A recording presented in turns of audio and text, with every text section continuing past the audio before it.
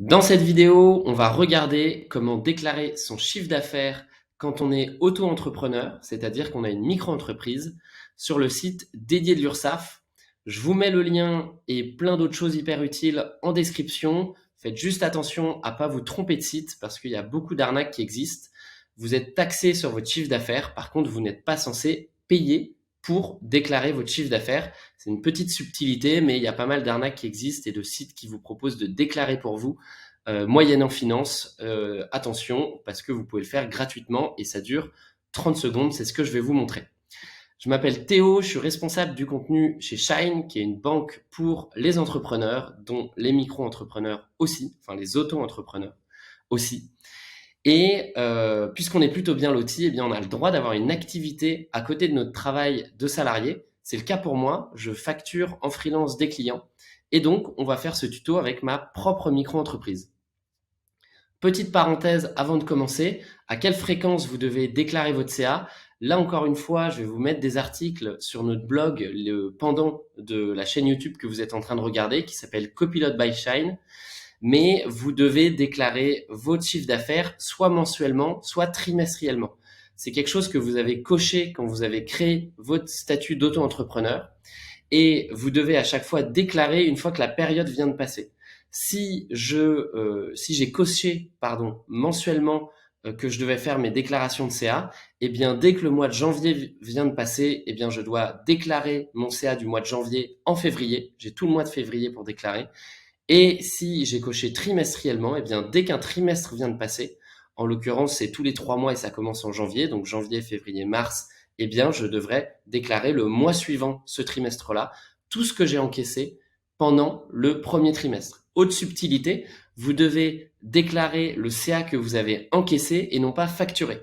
Donc, si vous avez facturé 10 000 euros, mais vous n'avez reçu sur votre compte que 5 000 pendant la période où vous déclarez, vous ne devez alors déclarer que 5 000 euros. Et les 5 000 euros suivants, vous les déclarerez dans votre prochaine déclaration.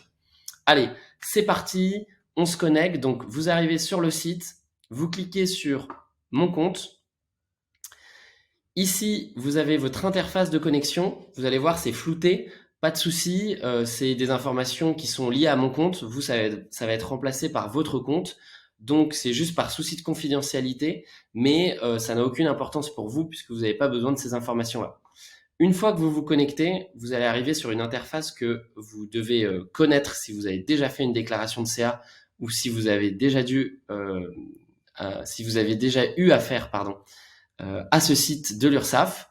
Vous arrivez ici et là vous avez une case déclarer et payer. Vous cliquez sur mes échéances en cours. Et voilà, en l'occurrence, aujourd'hui on est le 12 janvier, donc j'ai jusqu'à fin janvier pour faire ma déclaration. Et comme j'ai coché trimestriellement, je dois faire ma déclaration pour le 4e trimestre 2022. Je clique dessus et là j'arrive sur une autre page où j'ai cette interface qui est ouverte. Je fais une micro-parenthèse, j'ai oublié de vous le dire, mais si vous aimez bien ce tuto, n'hésitez pas à liker, ça nous montre qu'il faut en créer d'autres du même style sur d'autres sujets. Et puis vous pouvez, en plus de faire plaisir, bien entendu, et puis vous pouvez aussi vous abonner. Vous connaissez la musique, mais ça vous permet de recevoir tous les tutos quand on les sort et plein d'autres vidéos. On a pas mal de projets de prévus. Donc si vous abonnez, vous allez recevoir ces vidéos-là directement quand elles sortiront. Ici, j'ai ma déclaration sous les yeux. Et donc, vous allez voir qu'il y a 3 catégories. Il y a les recettes pour profession libérale relevant de la CIPAV. Ensuite, vous avez chiffre d'affaires des activités annexes de prestation de services commerciaux et chiffre d'affaires des activités annexes de vente de marchandises. Alors, comment savoir qu'est-ce que vous devez remplir? Eh bien, c'est simple, ça dépend de votre activité et de ce que vous avez, encore une fois, mis dans votre déclaration quand vous avez créé votre micro-entreprise. En l'occurrence, moi, ça dépend de la CIPAV, donc je vais rentrer mon chiffre d'affaires. J'ai fait 10 500 euros le trimestre dernier, donc en octobre, novembre, décembre 2022. Je n'ai plus qu'à cliquer sur suivant. C'est enregistré, ça m'a fait mon calcul ici de cotisation et contribution et impôts. Donc en l'occurrence, je vais devoir payer 21,20% plus 0,20%. Ça me fait un total de 2247 euros. Je clique sur valider, je confirme et ça y est, ma déclaration est bien enregistrée. Ici, on me parle du paiement. Alors, première chose, c'est que vous pouvez télécharger un justificatif si jamais vous avez besoin, typiquement si vous avez besoin de louer un appartement ou si vous voulez, je ne sais pas, par exemple, montrer vos déclarations de CA parce que vous voulez acheter un appartement et donc la banque veut voir un peu vos revenus, eh bien, vous pouvez télécharger des justificatifs. C'est toujours intéressant quand même de garder ça. Moi, quoi qu'il arrive, je télécharge un justificatif et je le garde après, je le stocke dans un Google Drive et ça me permet comme ça d'avoir un historique qui est disponible à n'importe quel moment. Donc je vous conseille de faire pareil. Là, une autre petite information, c'est que si jamais vous êtes trompé dans votre déclaration, alors normalement vous n'êtes pas censé vous tromper parce que l'argent que vous avez encaissé, le CA que vous avez fait ne va pas changer puisque la période est terminée. Mais si jamais quand même vous avez fait une bêtise, c'est-à-dire que vous avez mis votre chiffre d'affaires dans la mauvaise case, vous avez vu il y en avait 3, ou bien vous avez oublié de compter un paiement parce que je sais pas, il est arrivé autre part ou c'était du cash ou autre, eh bien dans ce cas vous pouvez retourner et modifier votre déclaration jusqu'à la date qui est indiquée, en l'occurrence le 31 janvier pour moi ici, donc à la fin du mois en fait. Voilà, ensuite ça me met le total du montant à payer que j'ai bien en tête, et puis là on me dit est-ce que je veux payer tout le solde, en l'occurrence oui, et j'ai déjà enregistré un mandat sur le site de l'URSSAF, ça pourra faire l'objet d'un prochain tuto, si d'ailleurs ça vous intéresse de voir comment faire pour enregistrer un mandat sur le site auto-entrepreneur de l'URSSAF, eh bien n'hésitez pas à le dire en commentaire et éventuellement je ferai un tuto sur le sujet. Et voilà, moi j'ai enregistré mon compte Shine, j'ai mis un mandat et donc je n'ai plus qu'à faire payer via ce mandat et c'est tout bon.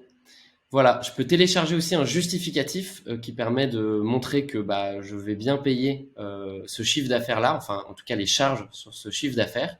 Et encore une fois, je peux modifier tout ça jusqu'au 31 janvier, jusqu'à la fin du mois à 23h59, donc c'est vraiment la fin du mois, avant que ça soit validé. Et donc en fait, une fois que cette deadline elle est passée, une fois que vous avez fait votre déclaration et que la deadline est passée, donc en l'occurrence le 1er février, eh bien c'est à ce moment-là qu'aura lieu le télépaiement. Et donc il faudra bien faire attention à avoir ce montant qui vous a été indiqué sur votre compte où vous avez autorisé de faire le mandat, parce que sinon l'URSSAF va chercher à prélever le montant et il ne va pas être disponible sur votre compte, ce qui va créer un incident bancaire. Voilà, vous savez tout. J'espère que ce tuto a pu vous aider. Encore une fois, n'hésitez pas à liker cette vidéo si elle vous a plu. Ça nous incite à en faire d'autres, en plus de faire grave plaisir. À vous abonner. Si vous ne connaissez pas Shine, je vous mets aussi un lien parce que si vous êtes client Shine, sachez que vous pouvez aussi contacter des assistants administratifs, des experts administratifs qui peuvent répondre à votre question, à vos questions. Donc si vous en avez sur ce sujet, c'est-à-dire que si jamais après avoir fait tout ce tuto, vous galérez quand même et vous butez sur un sujet, eh bien vous pouvez contacter nos experts en leur envoyant un message. Généralement, on répond dans la journée et on peut vous aider à vous sortir un peu des limbes administratives, non seulement de déclaration du CA, mais sur plein d'autres sujets. La dernière fois, j'en parlais pour la CFE, la cotisation foncière des entreprises. Voilà. J'espère encore une fois que ça a pu vous aider et je vous souhaite une bonne déclaration, si je peux vous souhaiter ça. Et je vous dis à bientôt pour un prochain tuto.